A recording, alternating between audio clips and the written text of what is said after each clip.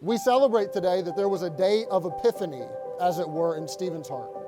Best I can tell, by all accounts, that day was when Mary visited her uncle's house in Maryland, and these two first laid eyes on each other.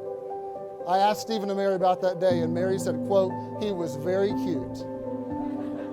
Stephen said that he was immediately interested in her, but didn't know if she would be interested in him, and didn't know if it would go forward. But by the end of that day, they had exchanged phone numbers, and there were some sparks flying. And it didn't take very long for Stephen to begin the process of wanting to woo Mary away from every other man on the planet, including her father, right?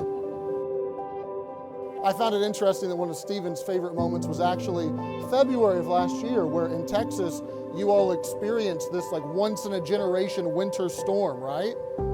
And the power was out all over the place, and Stephen said that if there was a moment where he knew I wanted to marry her, it was in the midst of that chaos and that storm where there was this bonding with Mary and bonding with her family. And I just thought, that's love, isn't it? The whole state, it's like the worst week of their life, and this guy is Twitter-pated and in love, and it's the best week of his life, and he wants to marry her.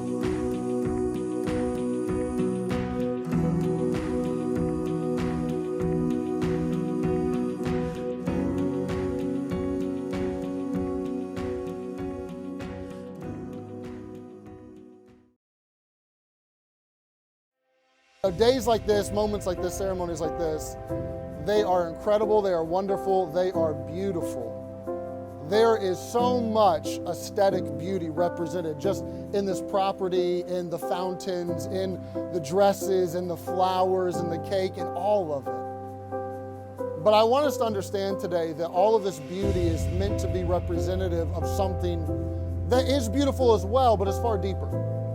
Because at the end of today, the cake will be eaten, and the flowers will wilt or be thrown away.